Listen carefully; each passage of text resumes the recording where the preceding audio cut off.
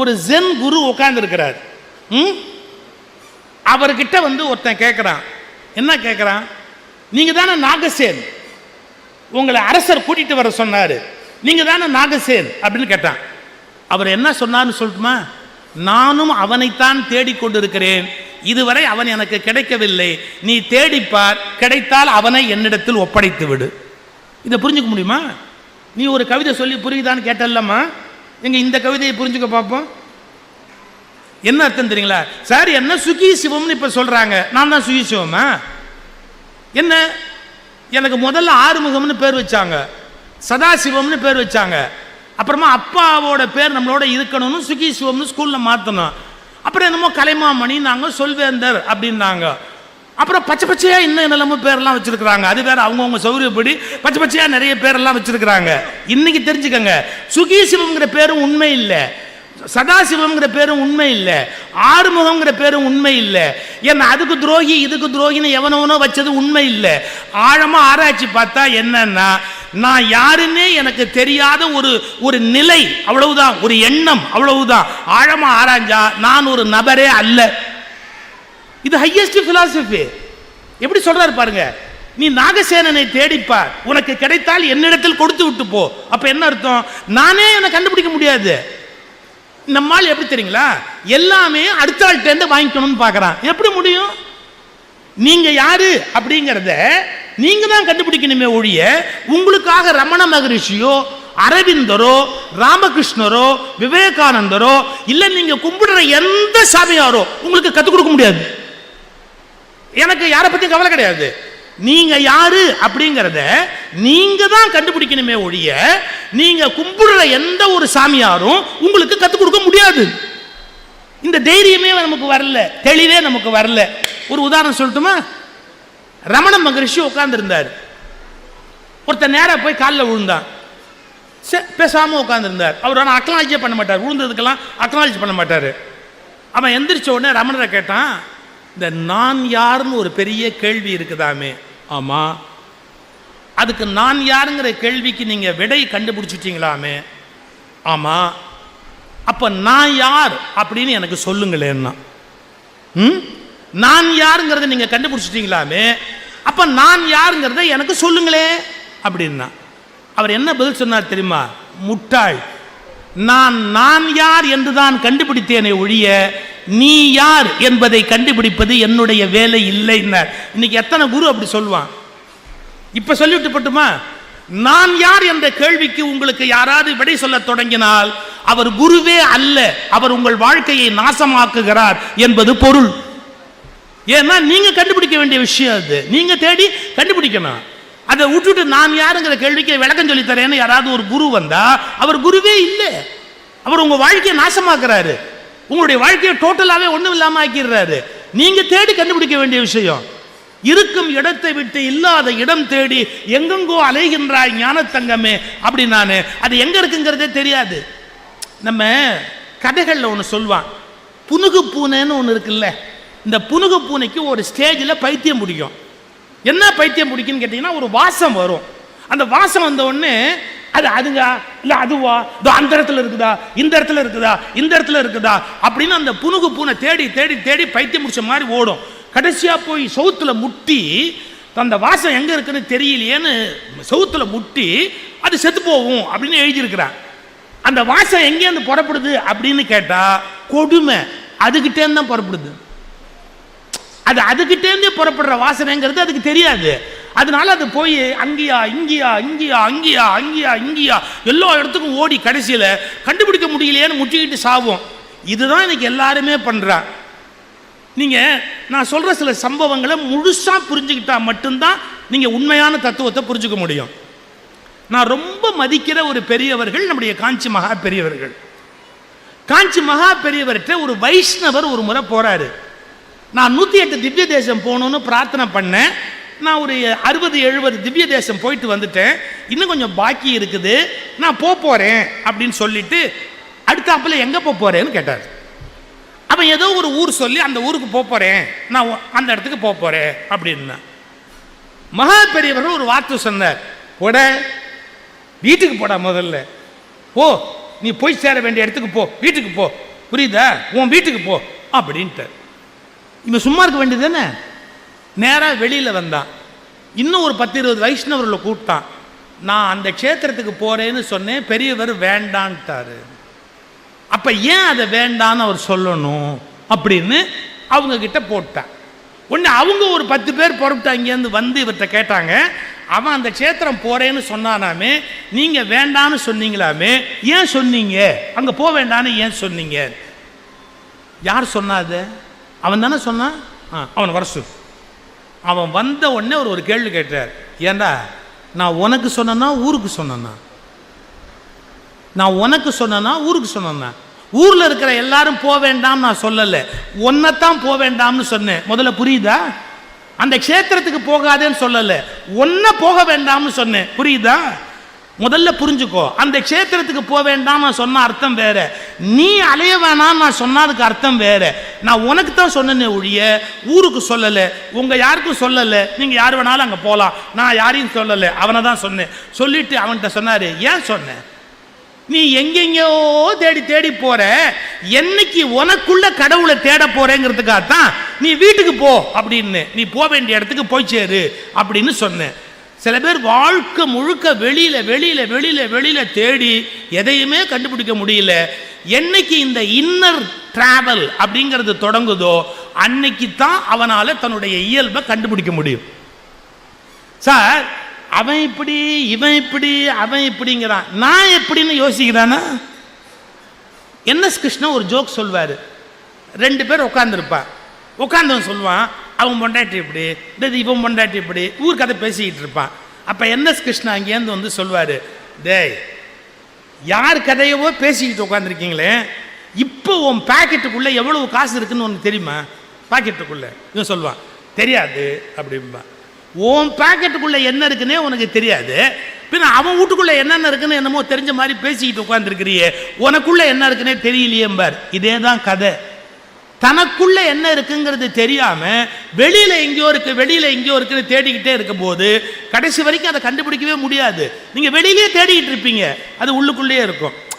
இது இவ்வளவு டஃப்பா சொல்ல வேண்டாம், ஈஸியா சொல்ற பாருங்களேன். வாரியார் சாமி ஒரு கதை சொல்வார். அதாவது ட்ரெயின்ல ஒரு பெரிய பணக்காரர், யாரு பெரிய பணக்காரர் உட்கார்ந்துருக்கார். அவர் சும்மா இருந்திருக்கலாம், பொட்டியை திறந்து பர்சிலேருந்து ரூபா நோட்டை எல்லாம் எடுத்து எண்ணுறாரு. அவர்கிட்ட இருக்கிறத எதிர்த்தாப்பில் உட்கார்த்தோம், அப்படி பார்த்துக்கிட்டே இருந்தான். ஒருத்தன் கவனிச்சுக்கிட்டே இருந்தான், எதிர்த்தாப்பில் இருந்தவன். என்னடா இவர் இவ்வளோ பணம் வச்சிருக்கிறாரு, ரயிலில் பிரயாணம் பண்ணுறாரு, பணத்தை எண்ணிக்கிட்டே இருக்கிறாரு அப்படின்னு இப்படி பார்த்துக்கிட்டே இருந்தான். கொஞ்ச நேரம் கழித்து இந்த எதிர்த்த சீட்டில் உட்காந்தவன் பாத்ரூம் போயிட்டு வந்து படுக்கணும். எழுத்த சீட்டில் இருந்தவன் பாத்ரூம் போயிட்டு வந்து படுக்கிறதுக்குள்ள இந்த பணக்காரர் படுத்துட்டார். இவன் என்ன முடிவு பண்ணா, ராத்திரி இவர் பணத்தை நம்ம எடுத்துக்கிட்டு வழியில் எங்கேயாவது இறங்கிடணும் அப்படின்னு ராத்திரி முழுக்க தேடுறான் சார். அந்த பணம் எங்கே வச்சிருக்கிறாரு, எங்கே வச்சிருக்கிறாரு, எங்கே வச்சிருக்கிறாருன்னு தேடுறான் சார். கண்டுபிடிக்க முடியவே முடியல அவனால். இதில் என்ன ஆச்சரியம் தெரியுங்களா? காலையில் எந்திரிச்சு உட்காந்து கரெக்டா என்றார். அவரு உட்காந்து எண்ணிக்கிட்டு இருந்தாரு. இவன் சொன்னா, தப்பா நினைக்காதீங்க, இதை கிளப்பிட்டு போகலான்ற ஐடியாவில் நான் இருந்தேன், ஆனால் எனக்கு ராத்திரி முழுக்க தேடி பார்த்தேன், கிடைக்கல. ஆனால் நீங்கள் இப்போ காலையில் என்றதுனால நான் ஓப்பனாக கேட்குறேன், எங்கே வச்சுருந்தீங்கன்னு கேட்டான். உன் தலகாணிக்கு கீழே வச்சேன்டான்னு. எவ்வளோ அருமையான கதை. உன் தலகாணிக்கு கீழே வச்சேன்டான்னார். என்ன அர்த்தம்? எல்லாம் வெளியில தான் தேடுவானே ஒழிய நம்ம கிட்ட அது இருக்குங்கிற அறிவு கடைசி வரைக்கும் வரவே வராது. அது நம்ம கிட்டயே பூர்ணமா இருக்கு. ஆனா நம்ம வெளியிலேயே போய் தேடிக்கிட்டே தான் உட்கார்ந்துருப்போம். இதை தேடிக்கிட்டே இருக்க வரைக்கும் எங்கேயாவது கிடைக்குமா? ஓன் தலகாணிக்கு கீழே தாண்டா வச்ச. யோசிச்சு பாருங்க. அதை இப்ப நம்ம அப்பாலாம் பயன்படுத்துறான். சினிமா டிக்கெட்டு ஏதாவது வாங்கினா பையன் புஸ்தகத்தில் வச்சிருவான். ஏன்? அதுதான் திறக்கவே மாட்டானே அவன். என்னைக்குமே அவன் புஸ்தகத்தை திறந்து பார்க்கவே மாட்டானே. அப்படி இறைவன் என்ன பண்றாரா, எங்க வச்சாலும் இவன் கண்டுபிடிச்சிருவான்னு சொல்லி அவன் இதயத்துக்குள்ளேயே போய் ஒளிஞ்சுக்கிட்டான் அப்படி. அதனால இதுக்கு இப்ப பியூட்டிஃபுல் வேர்டெல்லாம் நம்ம சாமியாருங்க கொடுத்துருக்காங்க. Inner engineering. அதுக்கு என்ன பேரு? Inner engineering. நீங்க உங்களுக்குள்ளேயே தேடி அதை கண்டுபிடிக்கிறது ஒரு பெரிய டெக்னிக். இதனுடைய பிதாமகன் யார் தெரியுமா? முதல்ல புத்தா. புத்தாக்கு அப்புறம் அவர் ஆர்டர்ல வந்தவங்க போதி தர்மர், அதே மாதிரி மகாவீர், அதே மாதிரி சித்தர்கள், இவங்க ஆதிசங்கரர் போன்ற மகா ஞானிகள் எல்லாரும் இறைவனை ஆத்மாவுக்குள்ள நாம பார்க்கணும் அப்படிங்கிற வழிமுறையை கற்றுக் கொடுத்தாங்க. ஆனா வெளியில தேடுவது நமக்கு சுலபமா இருக்கு, உள்ள தேடுவது கஷ்டமா இருக்கு. ஆனா நம்ம ஒன்று புரிஞ்சுக்கணும், வெளியில தேடிக்கிட்டே இருந்தா மறுபடியும் நம்ம பிறக்க வேண்டி வரும். ஆனா உள்ள தேடியாச்சு கண்டுபிடிச்சாச்சு அப்படின்னா மறுபடியும் நம்ம பிறக்க வேண்டிய நிலைமையே வராது. இதான் அதுல இருக்கிற விஷயம். நீங்க வெளியில தேடிக்கிட்டே இருக்கிறத பத்தி எந்த தப்புமே இல்லை. நீங்க என்ன தேடிக்கிட்டே இருக்கிறீங்களோ அதை மறுபடியும் தேடுறதுக்காக பிறந்துக்கிட்டே இருப்பீங்க.